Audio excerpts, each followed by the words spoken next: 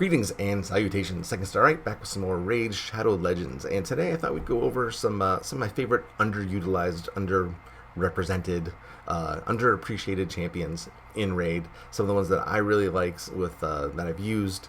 I really appreciate their skill sets and what they do, and maybe I don't see them represented enough in videos or in conversation. And I thought we'd just go over them and see if there's something that you can add to your roster that might make you derive some more enjoyment from Raid. Alright, so before we get into that, please throw me a like if you enjoy what you're seeing. As you're watching the video, you say, hey, this guy might be onto something, I kind of like it. Consider subscribing, I would appreciate that. And comment down below if you come across anything that I've gotten wrong or you disagree with, or anything else you want to add. I love reading it, I appreciate the engagement, and let's just get into it, okay? Shall we? Here we have the Bannerlords. Yes, there's a Bannerlords draft going on this particular weekend. I don't know when you're going to watch this, but none of the Bannerlords that I'm going to go over right here are part of it. So be that as it may.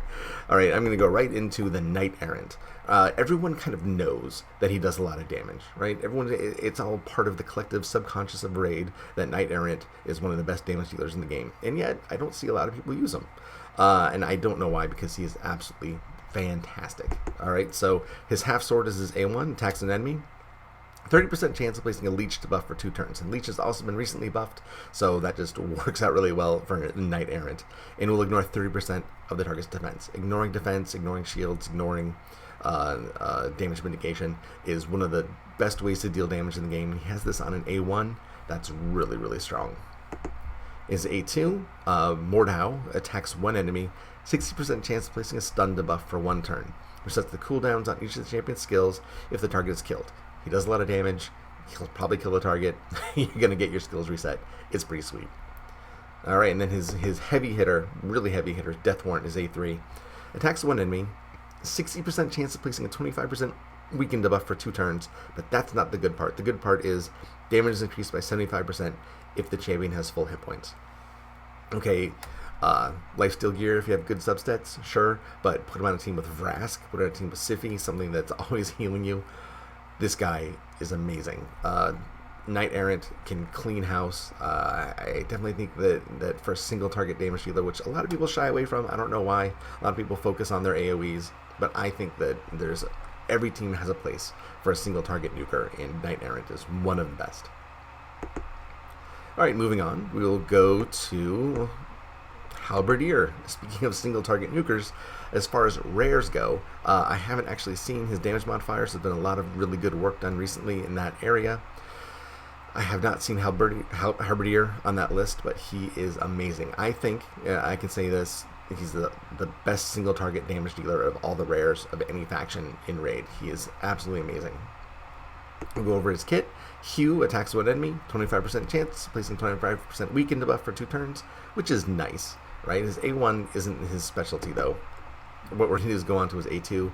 Bisect, attacks an enemy, will ignore shield and block damage buffs. I just got through talking about that. Blocking shield and ignoring shield and ignoring block damage are amazing. You don't have to worry about Crimson Helm, don't have to worry about Roshcard, don't have to worry about Valkyrie, Miscreated Monster. He can target those, take them down. It's amazing. And now throw in his passive.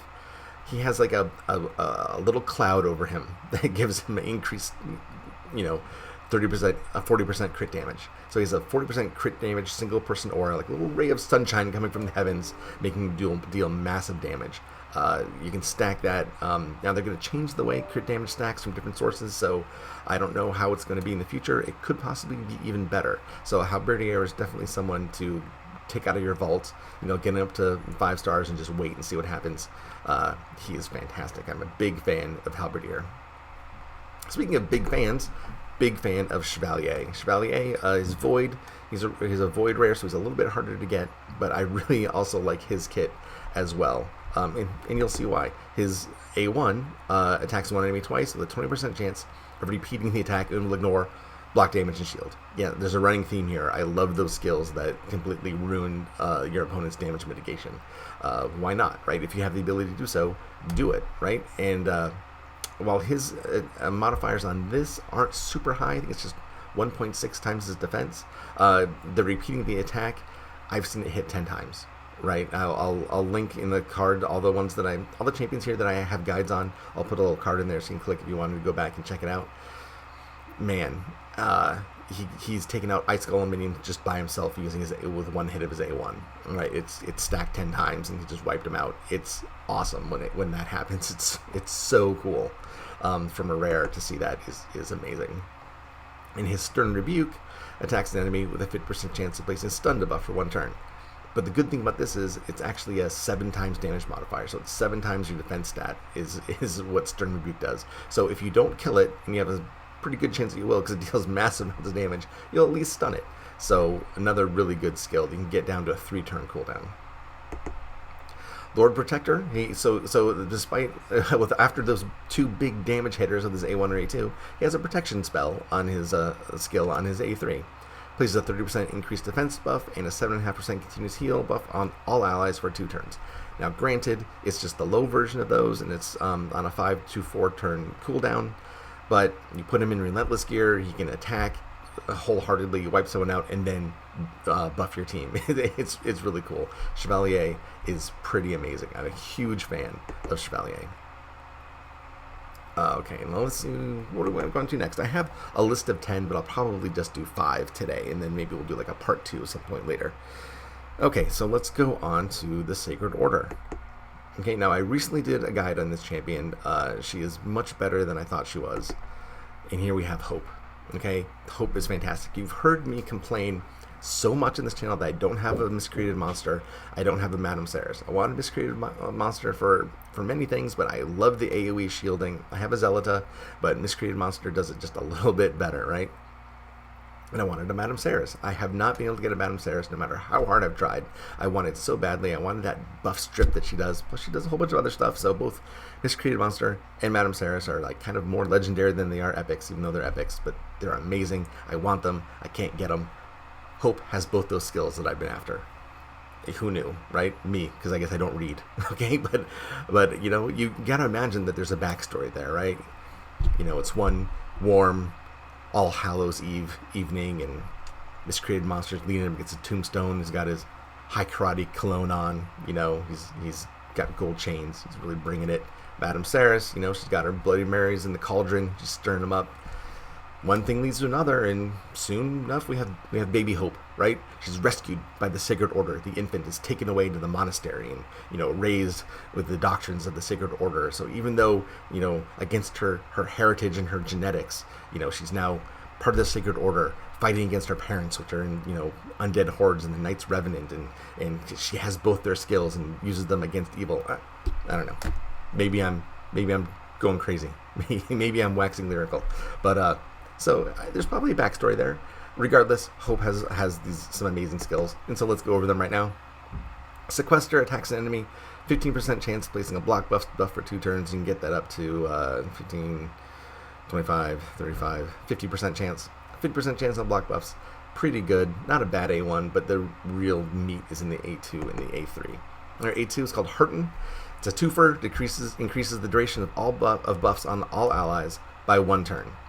Places a shield buff equal to 15% of the champion's hit points on all allies for 2 turns. So that's really cool both ways. Extending your buffs is awesome. Extends your buff damage, extends your continuous heals, extends your shields, extends your counterattacks, whatever. It's awesome.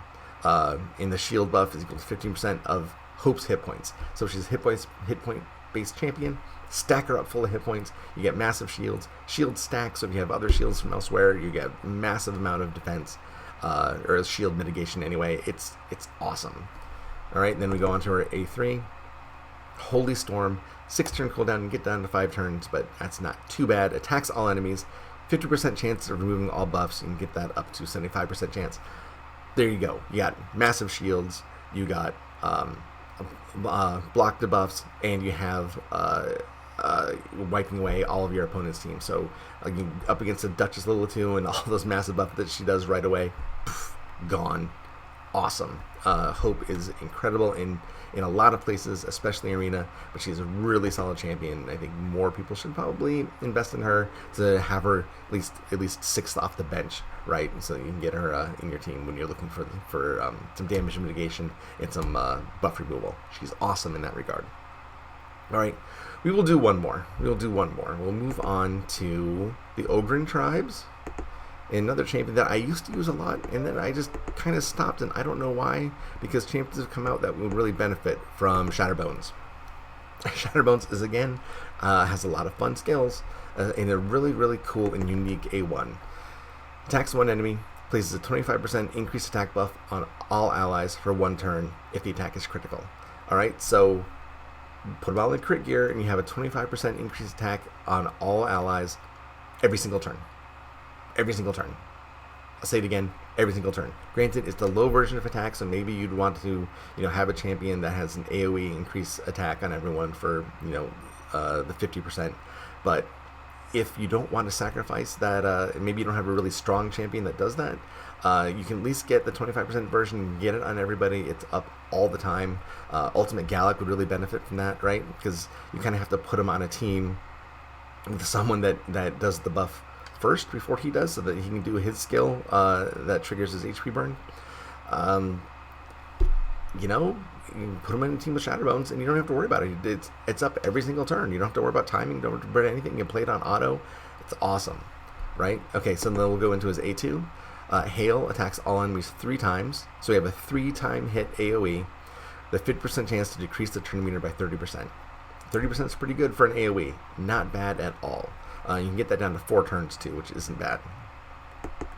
Now, I wish his Warcry was on a bit shorter for cooldown. It's on 7 turns down to 5. I wish it was on 4 turns. Maybe that'd be overkill. Places a 15% decreased speed debuff on all enemies for 2 turns. Fills the turn meter of all allies by 25%. Pretty strong A3. It could be better. Not gonna lie, but still, he has a nice suite of skills. I think they all work really well together. They can benefit any team. Shatterbones is a really solid addition to any roster. Definitely check him out. It also has increased accuracy in arena by 70, if that's something that concerns you. But just overall, Shatterbones is great. All right, we will stop there. We'll wrap it up, and we'll do another part some other time, because there's still a lot of champions that I love that I'd love to talk about some more. But for now, that'll do it. Before you click away, if you enjoyed the video, please throw me a like. 85% of my views are from non-subscribers, so if you're one of those, just hit the subscribe button, maybe hit notify, and some stuff will some videos will come out. You'll get notifications and be able to watch it. It'll be a good time. We can hang out. You can leave comments below. I respond to almost everything. I really love the engagement. I appreciate you guys so much. I'll wrap it up. You guys stay safe out there. Have fun. Enjoy. And I will see you next time.